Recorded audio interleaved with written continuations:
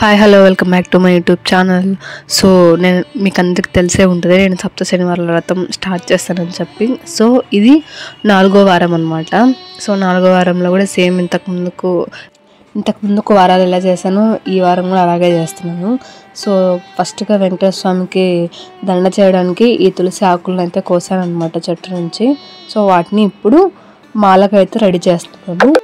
ఈ సిరీస్ మీకు ఎవరికైనా యూస్ఫుల్ అయింటే కింద కామెంట్ సెక్షన్లో చెప్పండి.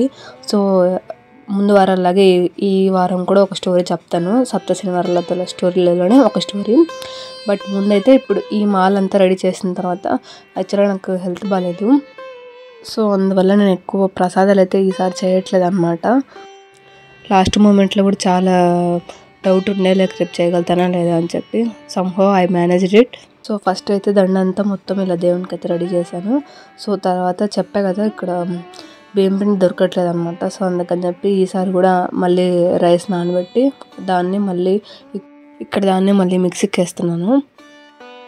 దీపాల కోసం కొంచెం బెల్లం వాటర్ వేసి చపాతీ పిండిలా చేసుకొని దాన్ని 7 ఈక్వల్ పార్ట్ చేసుకొని దీపాలు చేసేయడం అనమాట. ప్రతి వీడియో ఫాలో అయ్యే వరకైతే తెలిసే ఉంటుంది. సో కొత్త వారి కోసం అయితే మళ్ళీ చెప్తున్నాను. సో ఇక్కడ ప్రసాదాల కోసం అయితే నువ్వుల లడ్డే ప్రిపేర్ చేస్తున్నాను అనమాట. సో ఇందులోనే కొంచెం బియ్యం పిండి ఉన్నించుకొని తర్వాత వేయించిన నువ్వులు కొంచెం బెల్లం వేసి తర్వాత నువ్వుల లడ్డు అయితే చేసేసాను. నేను వీటికి యాక్చువల్గా పెద్ద ఇష్టంగా అయితే తిన్నాను. అసలు చాలా రేర్ అసలు నేను టేస్ట్ చేసేది. బట్ లాస్ట్ టైం టేస్ట్ చేశాను ప్రసాదం కోసం. బట్ చాలా బాగున్నాయి. వీటిల్లో నేను లాస్ట్ టైం బియ్యం పిండి వేయలేదు, బట్ ఈసారి వేస్తున్నాను. సో దాంట్లో ఇప్పుడు కొంచెం బెల్లం వేసి నీట్గా మిక్సీ చేసి తర్వాత వాటిని బాల్స్ లాగా చుట్టుకోవడమే. సో మీరు ఎన్ని ప్రసాదాలు చేసినా మోస్ట్లీ 7 పెట్టడానికి ట్రై చేయండి. లైక్ ఒత్తులు కానీ అగరబత్తులు కానీ ప్రసాదాలు కానీ ఏవైనా మోస్ట్లీ 7 ఉండేటట్టుగా చూస్తే మంచిది. సో ఈ పూజను మోస్ట్లీ ఎవరైనా చేసుకోవచ్చు. లైక్ పెళ్ళైన వాళ్ళు కానీ పెళ్ళి కాకుండా వాళ్ళు కానీ నేను లాస్ట్ వీడియోలో కూడా చెప్పాను. మీరు ఎవరైనా ఈ పూజ ఆల్రెడీ మీకు తెలిసి ఉంటే ఒకసారి కామెంట్ సెక్షన్లో చెప్పండి. మీ కోరికలు నెరవేరాయో లేదో కూడా చెప్పండి. సో ఇప్పుడు ఆ నువ్వుల పిండిని 7 లడ్డూలుగా అయితే చూడుతున్నాను అనమాట. సో లాస్ట్ టైం మీకు కొన్ని స్టోరీస్ చెప్పాను కదా సప్త శనివారాల వ్రతంలో. మీకు ఆ స్టోరీస్ ఎంతమంది కనెక్ట్ అయ్యారు, ఎంతమందికి నచ్చాయో కింద కామెంట్ సెక్షన్లో చెప్పండి. అండ్ అలాగే ఎంతమందికి ఈ వ్రతం గురించి ముందో తెలుసు కూడా కామెంట్ చేయండి, చూద్దాం. లాస్ట్ 2-3 వీడియోస్ లాంగ్ ఉన్నాయని అనిపిస్తుంది నాకే. బట్ ఎవరికైనా తెలియని వాళ్ళు ఎవరైనా ఉంటే అట్లీస్ట్ కొంత ఎలా చేయాలనేదైనా ఐడియా వస్తుందని చెప్పి కొంచెం లాంగ్గానే ఉంచాను. సో కమింగ్ అప్ వీడియోస్ అయితే కొంచెం షార్టే పెట్టడానికి ట్రై చేస్తాను.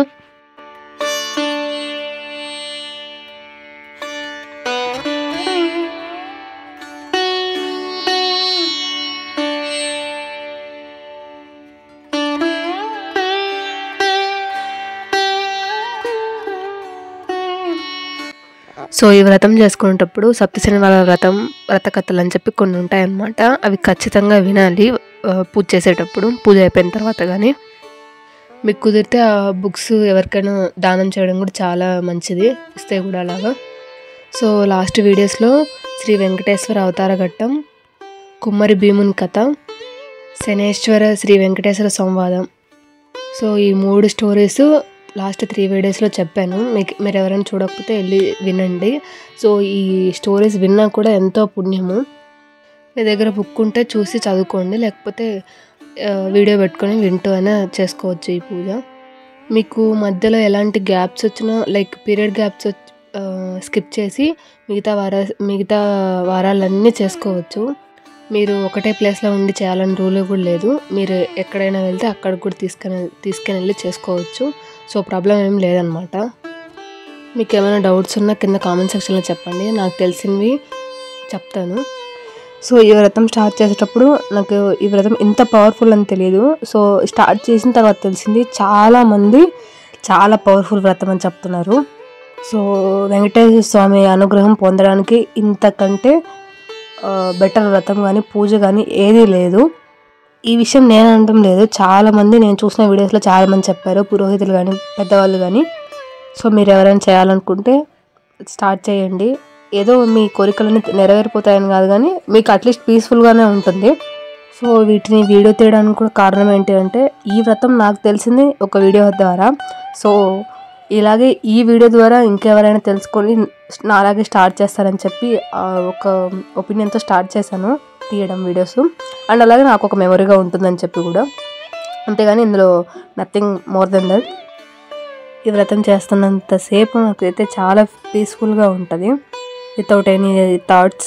అలా ర్యాండమ్గా ఒక వీడియో చూసి స్టార్ట్ చేద్దాం అనుకునే థాట్ నుంచి ఈరోజు నేను 4వ వారంలో ఉన్నాను. ఐ హోప్ నెక్స్ట్ వారాలు కూడా అలాగే కంప్లీట్గా అయిపోవాలని నేను మనస్ఫూర్తిగా కోరుకుంటున్నాను. ఈ వీడియోలో ఈ వ్రతం చేయడానికి మీకు ఏమైనా వీడియోస్ కానీ ఏమైనా మిగతా థింగ్స్ కానీ ఏమైనా అవసరం ఉంటే నేను ఆ లింక్స్ అన్ని కింద డిస్క్రిప్షన్లో ఇస్తాను. అన్ని లింక్స్ మీకు ఎవరికైనా రిక్వైర్మెంట్ ఉంటే చూడండి.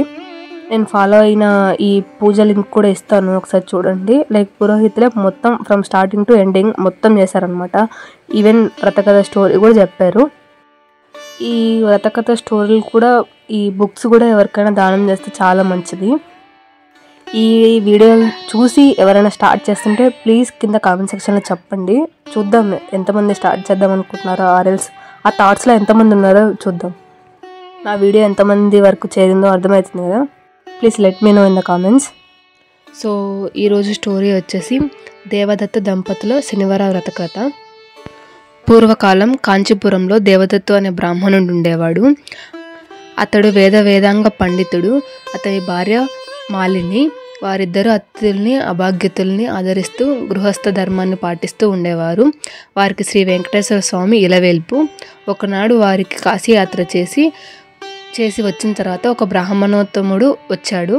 ఆ దేవదత్త దంపతులు ఆయనను సాక్షాత్తు వెంకటేశ్వర స్వామిగా భావించి అతిథి మర్యాదలు చేశారు.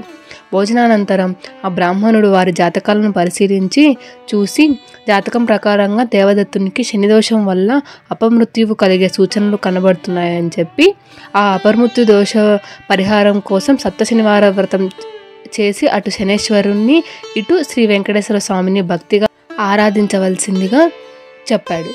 అమ్మ, నీవు శ్రద్ధ వహించి నీ భర్తను కూడా శనివార వ్రతం చేయడానికి ప్రోత్సహించి నీ సౌభాగ్యాన్ని నిలుపుకోవాలి సుమా అని హెచ్చరించాడు. శనివార వ్రత విధానాన్ని బోధించాడు. దేవదత్తుడు ఆ శనివారము బ్రాహ్మణ ముహూర్తమున లేచి నదీ స్నానమును నిర్వర్తించి ఇంటిలో ఈశాన్య భాగాన పూజపీఠం పెట్టి మండపం వేసి శ్రీ వెంకటేశ్వర స్వామి చిత్రపటం పెట్టి నైవేద్యానికి కొబ్బరికాయలు, అరటిపళ్ళు, నల్ల ద్రాక్ష పళ్ళు, 7 చిమిలి ఉండలు సిద్ధం చేసుకొని ఉదయం పూజ చేసి ఒక బ్రాహ్మణుని పిలిచి ఆయనకు భోజనం పెట్టి ఆపై వారు భుజించి మొదటి రోజు వ్రతం యథావిధిగా నిర్వర్తించారు. ఆ విధంగా వరుసగా 7 శనివారాల పాటు వ్రతాన్ని భక్తి శ్రద్ధలతో కొనసాగించారు. 7వ శనివారం వ్రత పరిసమాప్తి చేసి భోజనం చేసి కొంతసేపు శ్రీ వెంకటేశ్వర స్వామి మహిమలు స్మరించుకుంటూ నిద్రించారు.